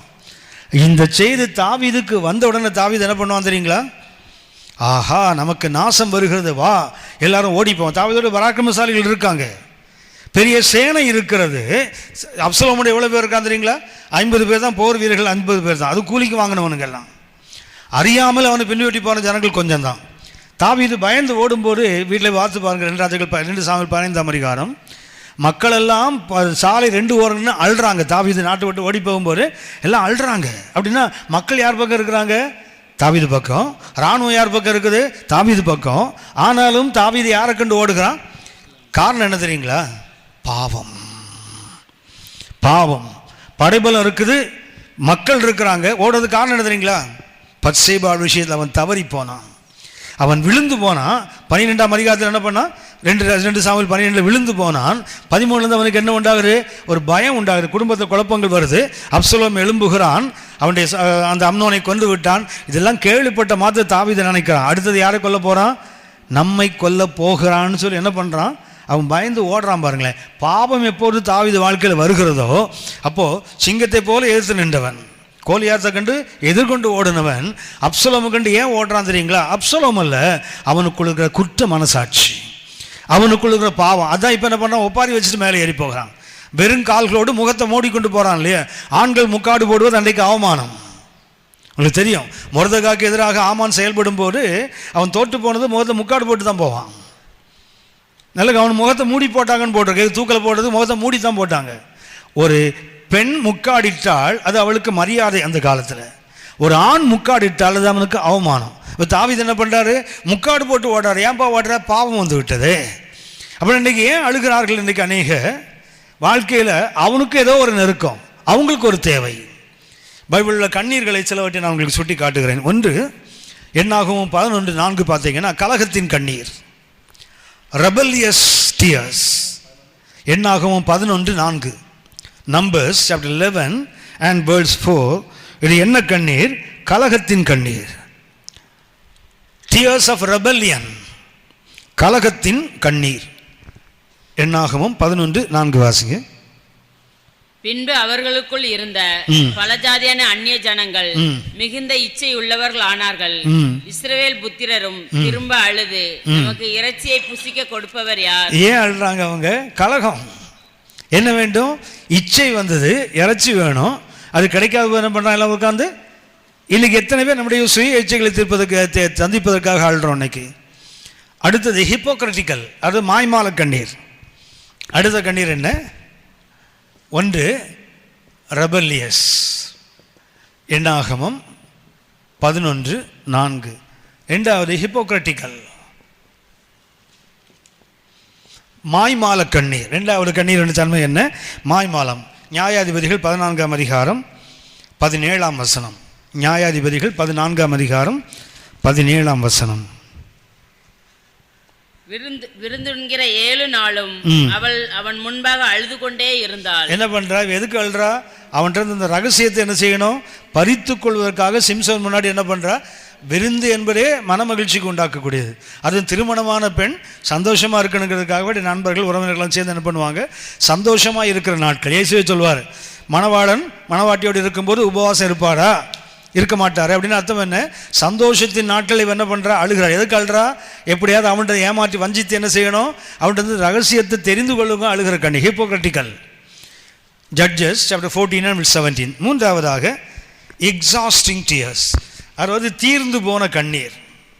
அழுவதற்கு இனிமேல் கண்ணீரே இல்லை. Exhausting tears. 1 சாமுவேல் 30:4. அப்பொழுது தாவீதும் அவனோடு இருந்த ஜனங்களும் அழுகிறதற்கு தங்களில் பலன் இல்லாமல் போக மட்டும் சத்தமிட்டு அழுதார்கள். ஏன் அழுறாங்க? மனைவி, பிள்ளைகள், உடைமைகள் எல்லாம் போயிடுச்சு. இவன் என்ன பண்றாங்க? இனிமேல் அழுறதுக்கு கண்ணீரே இல்லை, அழுவதற்கு பலமே இல்லை. அந்த அளவுக்கு அழுகின்ற ஒரு கண்ணீர். 4வது ஒன்று சொல்லுகிறேன், அந்தரங்க கண்ணீர், சீக்ரெட் டியர்ஸ். எரேமியா 13ஆம் அதிகாரம் 17ஆம் வசனம். நீங்கள் இதை கேளாமற் போனீர்களானால் என் ஆத்மா மறைவிடங்களில் உங்கள் பெருமை நிமித்தம் துக்கித்து கர்த்தருடைய மந்தை சிறைப்பட்டு போனதென்று என் கண் மிகவும் அழுது கண்ணீர் சொரியும். இதுவரைக்கும் கெட்ட கண்ணீர், இது நல்ல கண்ணீர். தேவ ஜனங்கள் சிறைப்பட்டு போகிறது என்று இறைமையா என்ன பண்ணுறாரு? அந்தரங்கத்தில் போய் அழுறானா. இது மாய்மால கண்ணீர் இல்லை. வெளியே பார்க்குறவங்க பார்த்து சிலர் பார்த்துருக்கீங்களா? ஜெபம் பண்ணும்போது பார்த்தீங்கன்னா அப்படியே கண்ணீர் வரும், பார்த்துருக்கீங்களா? வரும், பார்த்துருக்கீங்களா? கண்ணீர் வராது, கண்ணீர் வர்ற மாதிரி பேசுவாங்க. சகோதரனே உன்னை காண்கிறோம், கண்ணை பார்த்தீங்கன்னா மலட்டு கண்ணு மாதிரி இருக்கும். கண்ணில் இப்போல்லாம் கண்ணீர் வராது, ஆனால் பார்த்துருக்கீங்கன்னா அந்த சத்தத்தை பார்த்தீங்கன்னா இன்னும் அவர் அழுது புலம்புற மாதிரி இருக்கும். அது பிறகு தினகட்டிலேருந்து காப்பி அடிக்கிறாங்க ஆளுங்க. அவர் ஒரிஜினலாக அழுறவர், இவன் டூப்ளிகேட்டாக அழுறவன், சத்தத்தை மாத்திரம் வாங்கிட்டானுங்க, கண்ணீர் வர மாட்டேங்குது. வரலன்னு கூட கண்ணை கசக்கி பார்க்குறான், ஒன்றும் வராது. இந்த புருவத்தை மேலே தூக்கினாலும் சரி, கீழே இறக்குனாலும் சரி, அது அவருக்கு கத்த கொடுத்த கிருபை. ஏயா சூடு போட்டுக்கிறீங்க? அழுற மாதிரியே ஜெபம் பண்ணுற ஆள் பார்த்துருக்கீங்களா இன்னைக்கு? அவன் பார்த்தீங்கன்னா அவ்வளோதான், உள்ளமே உடஞ்சி ஆறாக ஓடுதுன்னு பார்த்தீங்கன்னா இந்த முட்டை கண்ணுட்டு பார்த்துட்டு இருக்கோம், அவ்வளோதான். ஒரு சொட்டு கண்ணீர் வராது, ஆனால் அழுவது போல் உண்மையாக அழுது ஜபிக்கிறவங்க இருக்காங்க. ஆனால் போலிகள் தான் அதிகம். ஆனால் இறைமையா எப்படிப்பட்டது தெரியுங்களா? அந்தரங்கத்தில் போய் அழுகிறான். எதற்காக? தேவ ஜனம் சிறைப்பட்டு போகிறதே அப்படின்னா இது போலியான கண்ணீர்கள். ஆனால் இது என்ன தெரியுங்களா? இது தேவையான கண்ணீர். இன்றைக்கு எதுக்காக அழுகிறான்? இறைமையா சட்டை இல்லை, சாப்பாடு இல்லை, எனக்கு அடிக்க வரான் உரைக்க வரான் அழலை. திரும்பி வாசிங்கம்மா, எரேமியா 13:17. நீங்கள் இதை கேளாமற் போனீர்களானால் என் ஆத்மா மறைவிடங்களில் உங்கள் பெருமை நிமித்தம் துக்கித்து கர்த்தருடைய மந்தை சிறைப்பட்டு போனதென்று என் கண் மிகவும் அழுது கண்ணீர் சொரியும். என்ன செய்யுமா? இது என்ன? அந்தரங்க கண்ணீர். இது ஒரு மனுஷனுக்கு தெரியாது, கர்த்தர் மாத்திரமே பார்க்கிற ஒரு கண்ணீர். இன்னைக்கு மற்றவங்க பார்க்கணுங்கிறதுக்காக கண்ணை கசிக்கிறது, துடைக்கிறது, கண்ணாடியை கலத்திட்டு அப்படியே கச்சிப்பை போட்டு கண்ணை தேய்க்கிறது. மூக்க பசஞ்சா என்ன வருமா? மெத்தம் வரும். அழாமல் கண்ணை கசக்கிறீங்கன்னா கண்ணு வலி தான் வரும். அழாமல் கண்ணை போட்டு கசக்கி பாருங்கள், கண்ணு வலி தான் வருமே தவிர அழுதால்தான் கண்ணு வலி வராது. இதுக்கு அடுத்து ஒரு கண்ணீரை சொல்லுகிறேன். ஒன்று சீக்ரெட், தேவையானது. அடுத்தது ஒரு கண்ணீர் இருக்குது, சின்சியர், உண்மை உள்ள கண்ணீர். 1 சாமுவேல் 20:41. 1 சாமுவேல் 20:41. பிள்ளையாண்டான் போன பின்பு தாவீது தென்புறமான இடத்திலிருந்து எழுந்து வந்து தரையிலே மூங்குப்புற விழுந்து 3 விசை வணங்கினான். அவர்கள் ஒருவரை ஒருவர் முத்தம் செய்து அழுதார்கள். என்ன பண்றான்? இது மாய்மால கண்ணீர் இல்ல, ஒரு உடன்படிக்கை. யோனத்தானுக்கும் தாவீதுக்கு என்ன பண்றாங்க? பிரிகின்ற நேரம் வந்து விட்டது. பார்த்தீங்கன்னா அதுக்கப்புறம் யோனத்தானு தாவீதும் சந்திக்கல. அவனை செத்த போது தாவீது கொண்டே புலம்பல் தான் பாடுவான். அப்படின்னா இது என்ன கண்ணீர்? இது உண்மையான கண்ணீர், மாய்மாலம் இல்லாத உடைந்து போன உள்ளத்தின் ஒரு கண்ணீர். இது நட்பின் கண்ணீர். அடுத்தது சிம்பத்தட்டிக். அடுத்த கண்ணீர் என்ன? அனுதாபம் நிறைந்த ஒரு கண்ணீர். ரோமர் 12:15. ரோமர் 12:15. சந்தோஷப்படுகிறவர்களுடனே சந்தோஷப்படுங்கள், அழுகிறவர்களுடனே அழுங்கள். போதும். இது என்ன கண்ணீர்? பிறர் மேல் வருகின்ற அனுதாபம். சந்தோஷப்படுறவனோடு சிரிக்க முடிகிறது, துக்கப்படுறவன் என்ன செய்யணும்? அழ வேண்டும். இட் இஸ் அ சிம்பத்தட்டிக், அனுதாபத்தின் கண்ணீர். அனுதாபம். ஒருத்தர் துக்கப்படும் போது பார்த்து வேடிக்கை பார்க்கறது இல்லை, அவனோட துக்கத்தில் பங்கு பெறுகின்ற ஒரு அனுபவம். 7வதாக ஒரு கண்ணீர் இருக்குது, தெய்வீக கண்ணீர், டிவைன். 7வது என்ன? Divine tears. யோவான் 11:35 முதல்ல வாசித்தோமே, இயேசுவின் கண்ணீர். யோவான், இயேசு கண்ணீர் விட்டார். ஒரே ஒரு கேள்வி மாதம் கேட்டு நம்ம பைபிள் சொல்லி முடிச்சிடலாம். அன்றைக்கி ஒன்று கவனிங்கள், நம்ம கண்ணீர் இன்றைக்கி சிந்துகிறோம். இதில் இந்த 3லையும் கண்டிப்பாக இருக்கக்கூடாது. இந்த அடுத்த 4ஐயும் பார்த்தீங்கன்னா இது இன்றைக்கி சபைக்கு தேவையான கண்ணீர், ஊழியத்துக்கு தேவையான. அதாவது சில ஆசாமி இருக்காங்க, யாராவது பார்த்தீங்கன்னா உங்களுக்காக நான் தினம் கண்ணீரோடு ஜெபம் பண்ணுறேன், திருடுன்னு அர்த்தம். கண்ணீரோடு ஜெபம் பண்ணுறவன் போஸ்டர் அடித்து ஓட்ட மாட்டான். சரியா? என்ன பண்ணுவான்னா அது சீக்ரெட் டியர்ஸ். உங்களுக்காக எனக்காக உண்மையிலே பாரம் இருந்தால், எனக்கு அனுபவம் இருக்குது, அவங்கள்ட்ட சொல்லவே சொல்லாதீங்க. அவங்களுக்காக நீங்கள் கண்ணீரோடு அவங்க பிரச்சனையை ஜெபம் பண்ணி பாருங்கள், தானாக உங்கள்கிட்ட தான் வந்து நிற்பாங்க. உங்கள்கிட்ட வந்து மனம் திறந்து பேசுவான். அப்போ தான் அவனுக்கு தெரியாது நீங்கள் ஜெபம் பண்ணது. ஆனால் அவனுக்கு ஒரு ஏவுதல் வரும், உங்கள்கிட்ட வந்து நிற்பான். உண்மையான மனசான உங்களுக்குள்ளே வந்து பரவாயில்ல, கதையை ஜபத்தை கேட்டுருக்கிறாரு. இந்த ஜெபம் இன்றைக்கு சபைக்கு தேவை. தேவஜனம் சிறைப்பட்டு போகிறதே. அடுத்தது என்ன இருக்கணும்? சின்சியர், மாய்மாலம் இல்லாத. உங்களுக்கு தெரியும் தானே சின்சியர் என்ற வார்த்தைக்கு அர்த்தம் தெரியும் தானே? தெரியுமா? சின்சியர் ஃபெய்த்தின் போடு மாயமற்ற விசுவாசம். தீமோத்தேயுவிடம் சொல்றார், உன்னிலே உள்ள மாயமற்ற விசுவாசம் முன் ஒன்று பாட்டிட்டே லோய் சால்ட்டி ஒன்று தாய் ஐநே சொல்கிறார் இல்லையா? சொல்கிறாரா? சின்சியர் என்றால் அர்த்தம் என்ன? சினே சேரா. லத்தீன், 2 லத்தீன் வார்த்தை. சினே சேரா 2 லாட்டின் வார்த்தை சேர்ந்தது தான் ஒரு ஆங்கில வார்த்தை சின்சியர். சினே என்றால் வேக்ஸ், சேரா என்றால் விதவுட். சினே சேரா என்றால் விதவுட், அதாவது மெழுகு வேலை இல்லாதன்னு அர்த்தம், ஒட்டு வேலை இல்லாததுன்னு அர்த்தம். சின்சியர் என்றால் அர்த்தம் என்ன? இது வேக்ஸ், இது என்ன? Without wax. இது எதுக்கு பயன்படுத்துவாங்க லாட்டினில்? நம்ம ஊரில் ஐஎஸ்ஐலாம் பயன்படுத்துகிறோம்ல. ஒரு ப்ராடக்ட்டு செய்த போது மார்க்கெட் பண்ணுறதுக்கு முன்னாடி ஒரு ஐஎஸ்ஐ முத்திரை கொடுக்கும். அதே போல் அந்த நாட்களில் மார்பிள் இருக்கு இல்லையா, சலவைக்கல்லில் ஸ்டாச்சூஸ் பண்ணுவாங்க. ஸோ ஒரே கல் செய்தால் தான் அதுக்கு வேல்யூ. ஒரே கல்லில் பார்த்தீங்கன்னா ஒரு தேவதை நிற்கிற மாதிரி, ஒரு வீரன் போல், ஒரு தேவதை போலாம் பண்ணுவாங்க இல்லையா? இதை பண்ணின பிறகு அது வியாபாரத்துக்கு கொண்டு வரதுக்கு முன்னாடி அரசாங்கத்திலேருந்து அதிகாரி வந்து பார்ப்பான், அதை செக் பண்ணுவான். தலையிலேருந்து கால் வரைக்கும் அந்த ஸ்டாச்சுவை செக் பண்ணிவிட்டு அது எங்கேயும் ஒட்டு வேலை இல்லை, அது ஒரே கல்லில் முழுவதுமாக செய்யப்பட்டதுன்னு தெரிஞ்ச பிறகு சினே சேரா என்று ஒரு முத்திரையை கொடுப்பான். அதுக்கு அந்த முத்திரையை கொடுத்தால் வியாபாரம் பண்ணும்போது என்ன அதை புரிஞ்சுப்பான் ஆட்கள், இது ஒட்டு வேலை இல்லாதது. இப்போது இந்த மூக்கை அவன் செதுக்கிட்டு வரான்னு வச்சுங்களேன், மூக்கு மாத்திரம் டப்புன்னு போயிடும். மாதக்கணக்கில் கஷ்டப்பட்டு ஒன்று செய்துட்டு வருவான். இந்த மூக்கு மாத்திரம் போயிட்டால் என்ன பண்ணுவான் தெரியுங்களா? கொஞ்சம் வேக்ஸை உருக்கி வச்சு ஒட்டி என்ன பண்ணுவான், பாலிஷ் பண்ணி வச்சுருவான். நம்மளை மாதிரி ஏமாளிக்கு பார்த்தா தெரியாது, நம்மளை மாதிரி ஆசாமிக்கு பார்த்தா என்ன தெரியாது, இது ஒட்டு வேலை. நம்ம விசுவாசம் அப்படி தானே பண்ணிகிட்டு இருக்கிறோம். ஒட்டு வேலையிலேயே உலகத்தை ஓட்டுறோம், ஒருத்தருக்கும் தெரியாமல். நம்ம ஒட்டு வேலையை கண்டுபிடிக்கிற அளவுக்கு திறமையான ஆவிக்குள்ளத்தில் இல்லை. அதனால என்ன பண்ணுறோம், நம்ம நிறைய பேர் பரிசுத்தம்னு பேர் வாங்கிட்டான், அங்கங்கே ஒட்டு வேலை இருக்குது. சின்சியர் ஃபெய்த் என்றால் அர்த்தம் என்ன? ஒட்டு வேலை இல்லாத விசுவாசம் அர்த்தம். அப்படின்னா இந்த கண்ணீர் என்ன கண்ணீர்? மாய்மால கண்ணீர் மாத்திரமல்ல, இது ஒட்டு வேலை இல்லை, ஒரிஜினல் டியர்ஸ். அடுத்தது என்ன? சிம்பத்தட்டிக். அடுத்தவன் சொல்லி இல்லை. ஒருவனை அழும்போது பார்த்தீங்கன்னா உங்களுக்கு அழுக வரலன்னா நிச்சயமாக நீங்கள் கடினப்பட்டு போன ஒரு ஆசாமின்னு அர்த்தம். சில ஆண்டுகளுக்கு முன்னாடி நம்ம சென்னையில் இது வந்தது இல்லையா, சுனாமி வந்தது இல்லை? சுனாமி எனக்கு ஆக்சுவலாக 2005 ஹார்ட் அட்டாக் வந்தது. 2006 தான் இது வந்ததுன்னு நினைக்கிறேன் சுனாமி. அந்த சுனாமி வந்தபோது எங்கள் கம்பெனி கேட் வரைக்கும் தண்ணீர் வந்தது, கடல் தண்ணீர் வந்தது.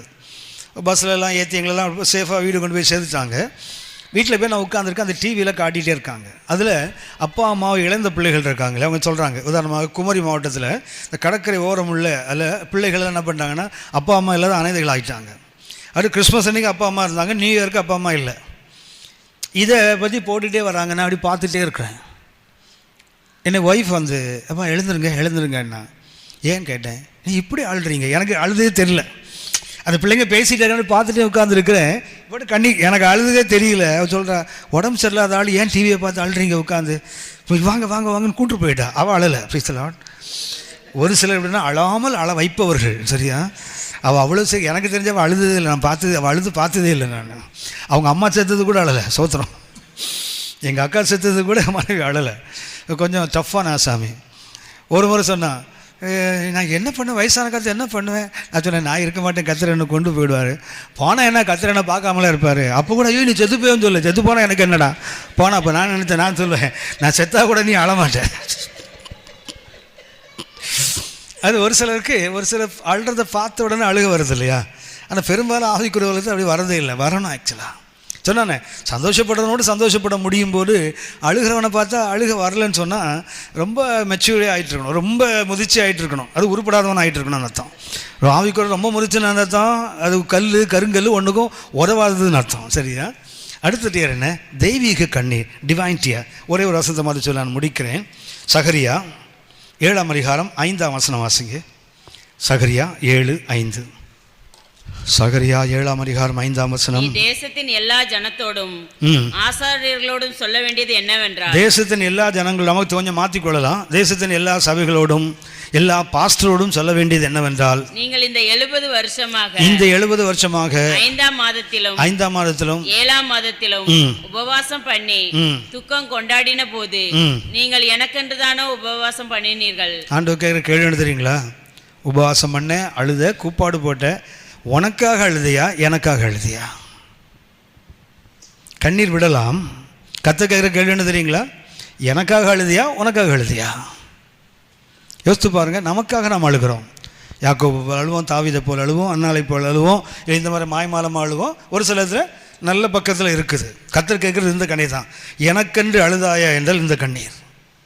ஆனால் உனக்கென்று அழுதாயா என்றால் அதெல்லாம் இந்த கண்ணீர். இந்த ஒரு கேள்வி மாத்திரம் மனசுக்குள்ளே வைத்துக்கொள்வோம். நான் இன்றைக்கி அழுகிறேன், எதுக்காக அழுகிறேன்? கர்த்தருக்காகவா எனக்காகவா?